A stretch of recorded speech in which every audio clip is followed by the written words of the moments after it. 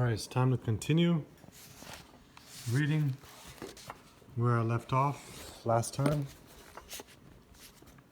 And chapter 3, page 74. Three regions of the world remain largely outside the influence of tomorrow's dominant powers: Middle East, India, and China, each with close to 1 billion people. But if a miracle were to occur and they were fully integrated into the global economy and market, all strategic assumptions underpinning my prognostications would be overturned. But that miracle is most unlikely. The explosions that racked the Middle East will echo far into the next century. The problems embodied in the North-South relationship converge in this region and will continue to erupt into conflict.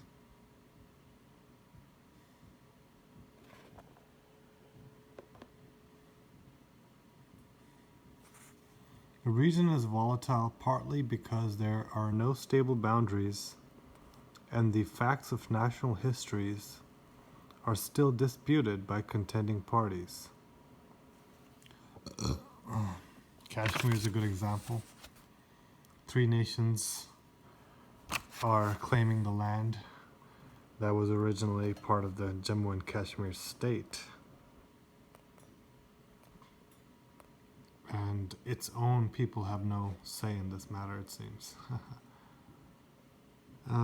In addition, as William Pfaff has rightly pointed out, the peoples of this region suffer from the terrible trauma of repeated defeats inflicted upon it by the West. These defeats have inspired both secular and religious fanaticism, characterized by paranoia and defiance, anxiety and frustration. But these movements of resistance are unlikely to produce models of development able to compete with the hyper-industrialism of the New World Order. So what he's saying here is that these groups of desert dwellers cannot compete with the New World Order because, according to history and according to some of the basically rules of civilization, a superior civilization or a more advanced civilization will always defeat and take over a less advanced or more backwards and more primitive civilization.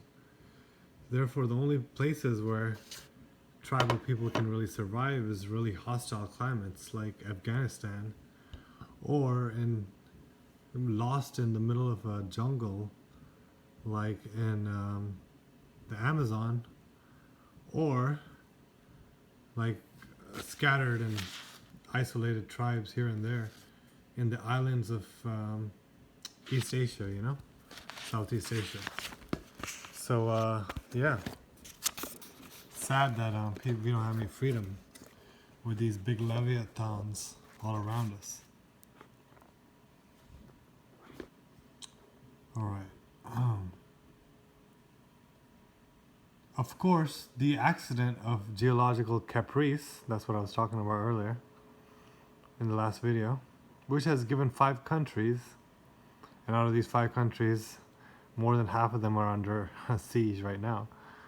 Saudi Arabia, and some of them are leading the siege.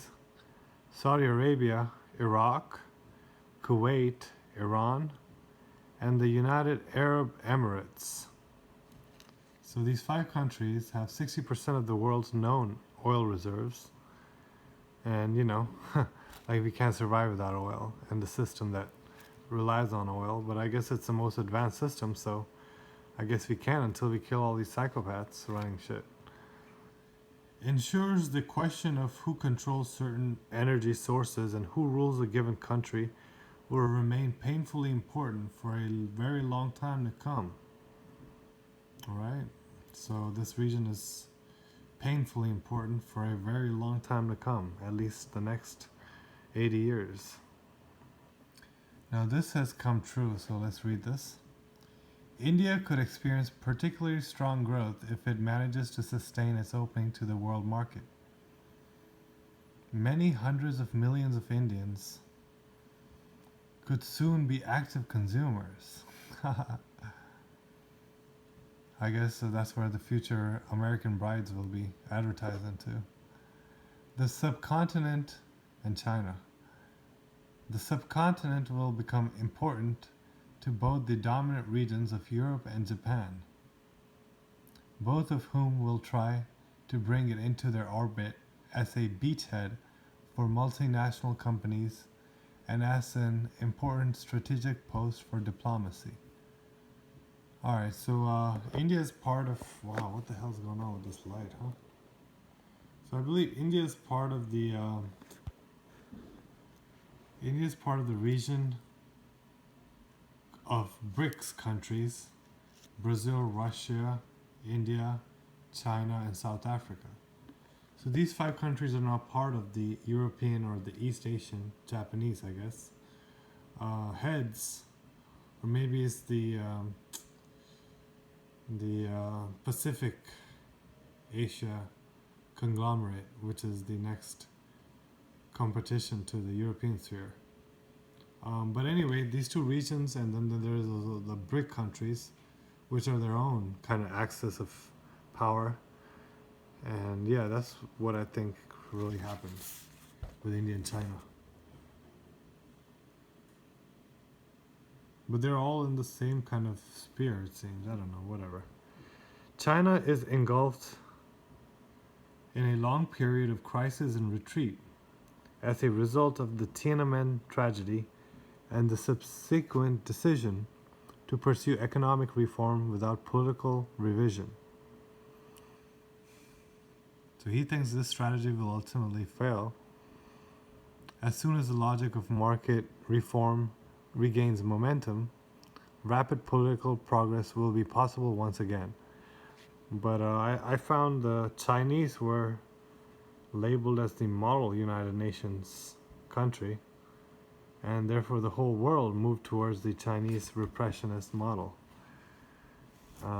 communist model.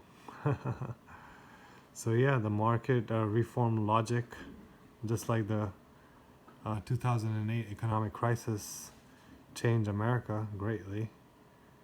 And now the next round of Chinese anal rape will change a country very nicely towards the communist New World Order. So everything he's saying is kind of true, but reading this book in 1990, you couldn't imagine some of the changes, I'm sure, for most people. Since it would not like to be crushed under the weight of economic... So since China would not like to be crushed under the weight of economic refugees in the next centuries, Japan has a keen interest in helping to develop the Chinese market. So I guess China is positioned in an advantageous position because it didn't have the problem of dealing with all the economic refugees which America and Europe had to face, which seems like another victory for East Asia. Alright, so he keeps going, page 76. I think I need to take a water break though.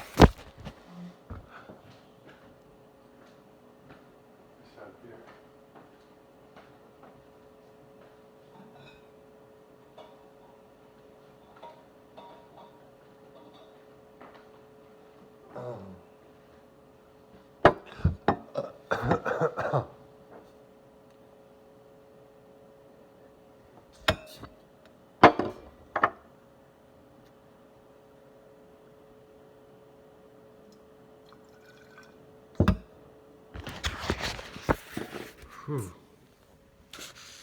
Alright. So the next page is about the global stuff. Very interesting stuff. I'll leave you guys the pages to read ahead until the next part, 79. All right.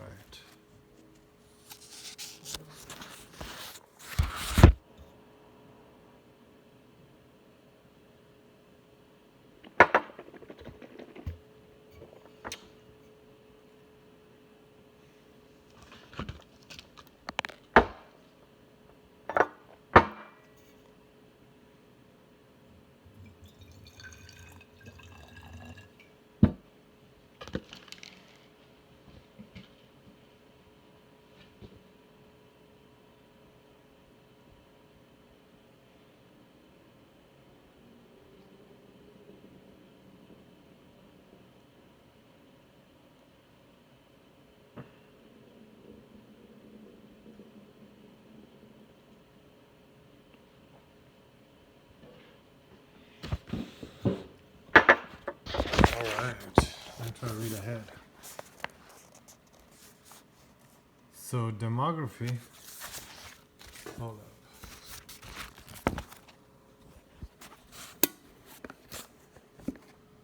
So demography and its relentless logic will weigh heavily on the future of the planet.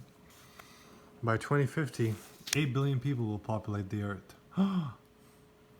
More than 2/3 of the children born today will live in the 20 poorest countries. Wonder why, huh?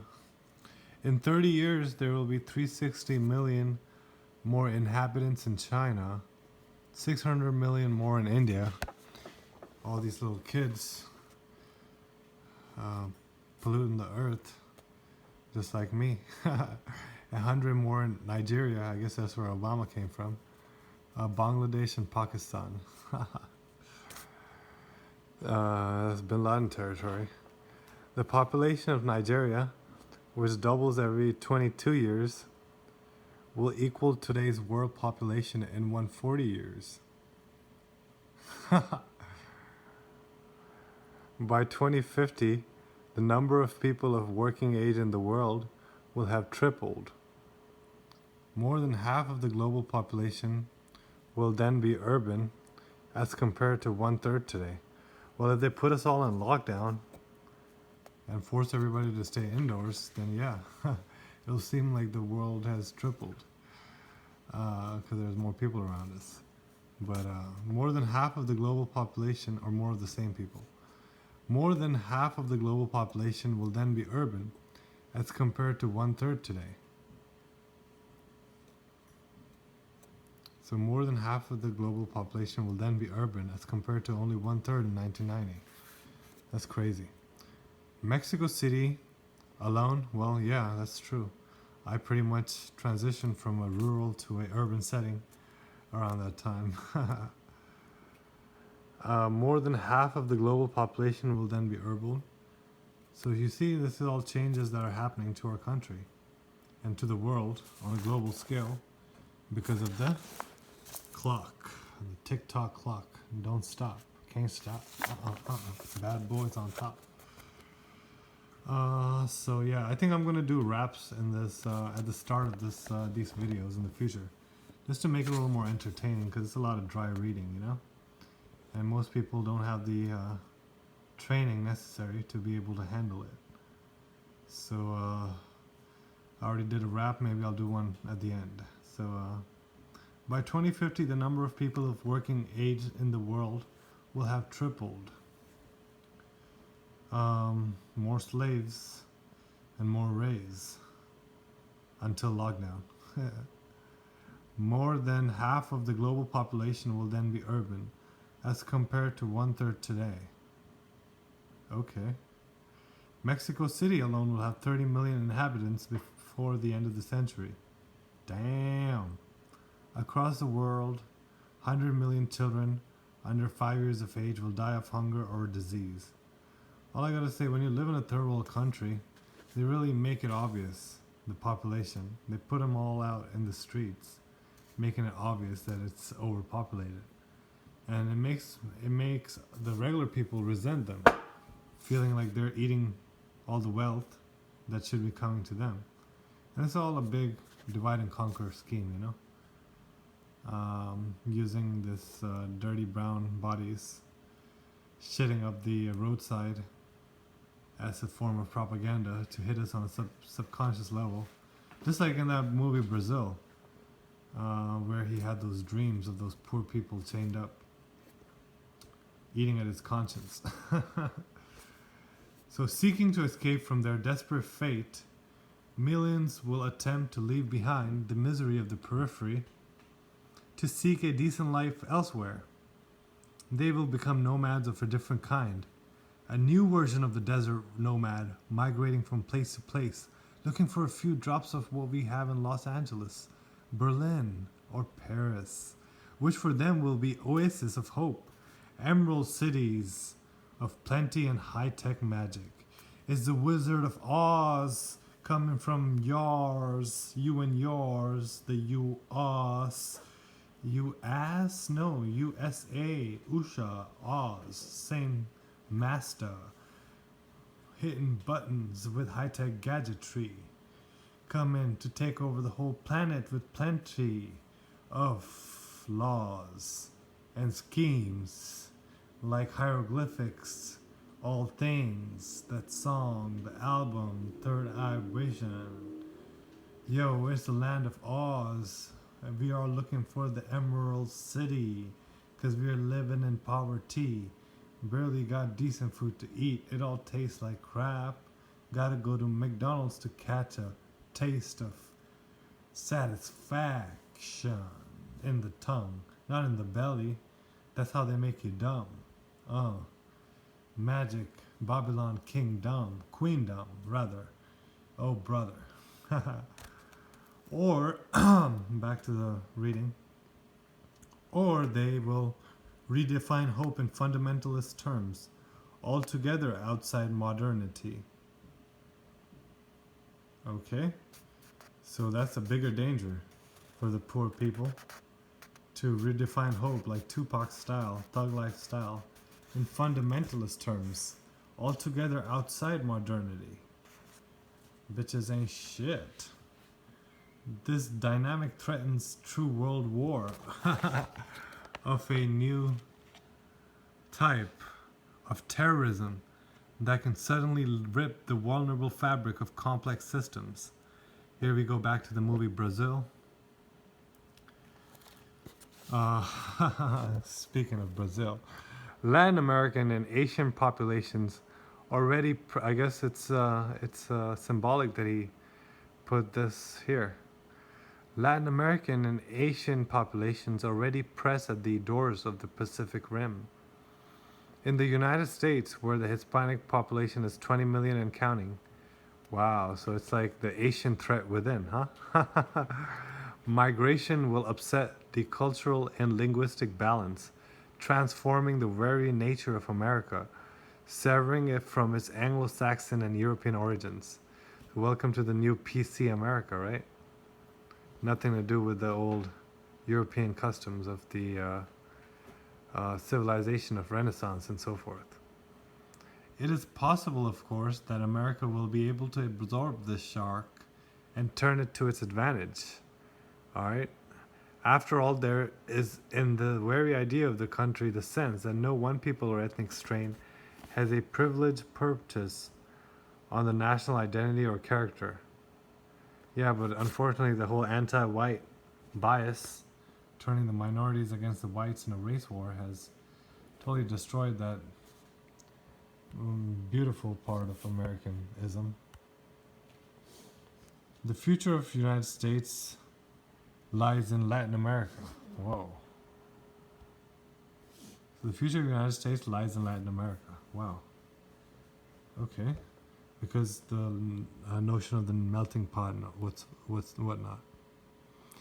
Europe is likely to have more trouble. So I guess that's true, huh?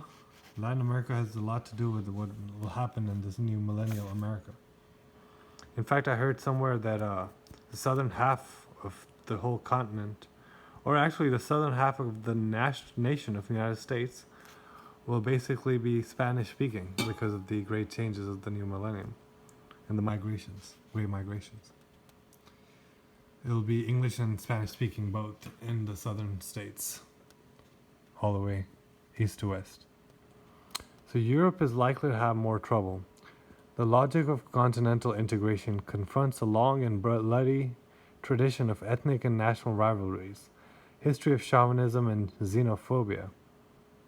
Mass migration from Asia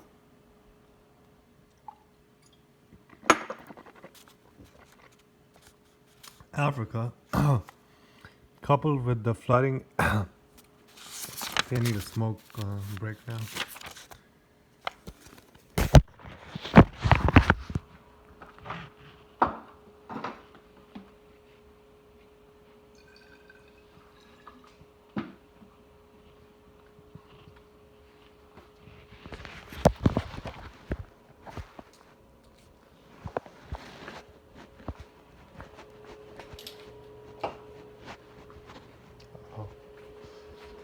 Wet my cloth, my filter. By the way, I don't know if you guys have ever heard about the thing called the life straw. Well, the other day I was at the beach and I realized I could use my chillum as my cloth. That's a motherfucking life straw. Sorry, that's a life straw. So just like I smoke my chillum with the cloth at the bottom to filter the smoke, I could use a cloth at the top or at the bottom again to draw water from the lake or the river. It doesn't really kill the bacteria, but it takes out some of the particles in cleaner stream waters. So that's a nice little scientific discovery I had.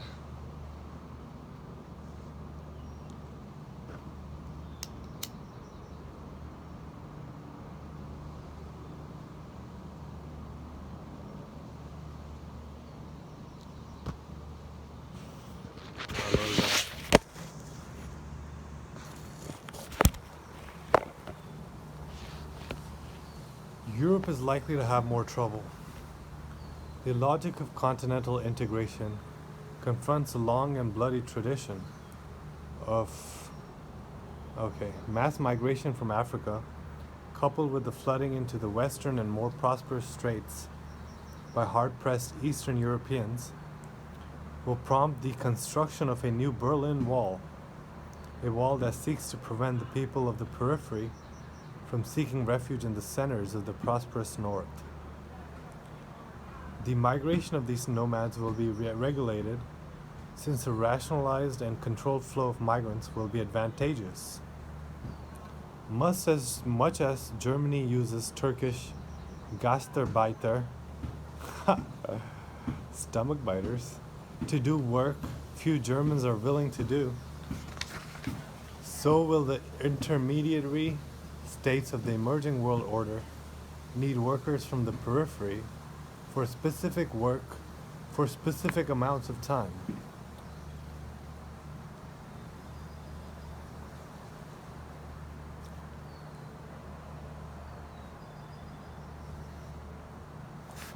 Many peripheral elites will continue to live, work, and travel in the privileged regions, enriching societies of the center with exotic music, images, cultures, and cuisines.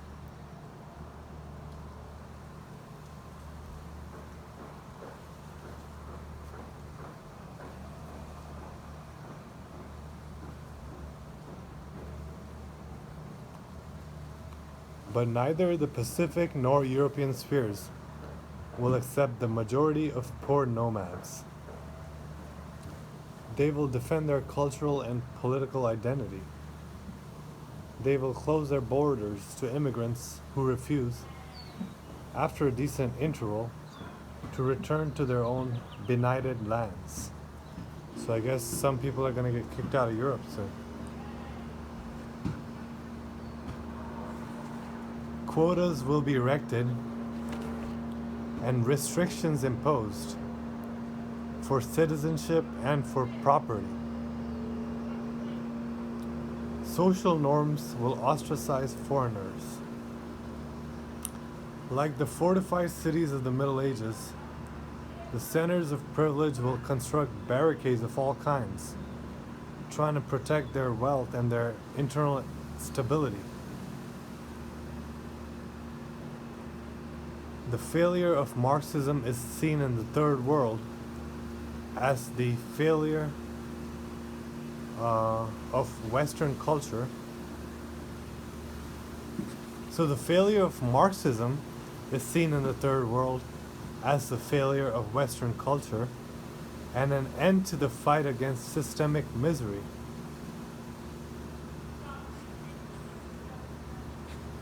This failure will inspire fanaticism of all kinds.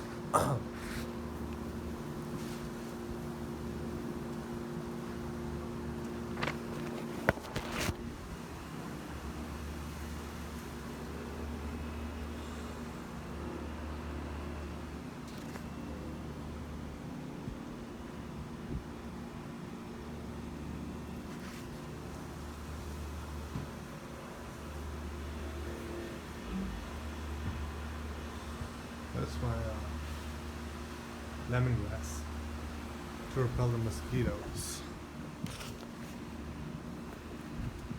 The problem of borders could be resolved by integration over time of the peripheral countries into their neighboring regions to the north.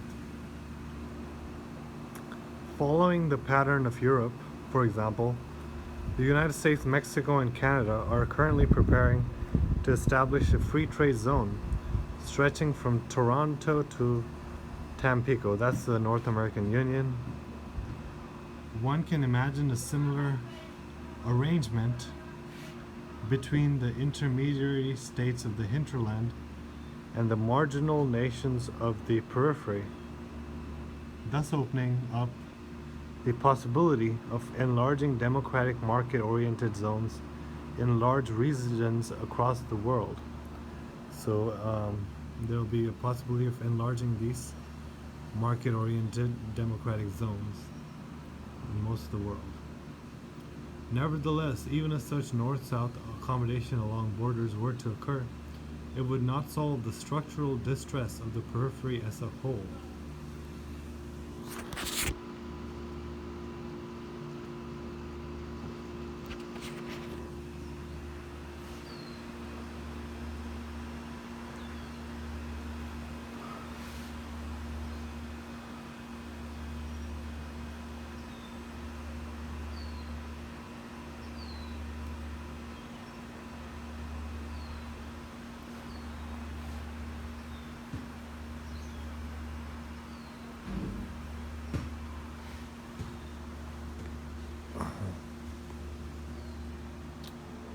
Alright, so next page is 79.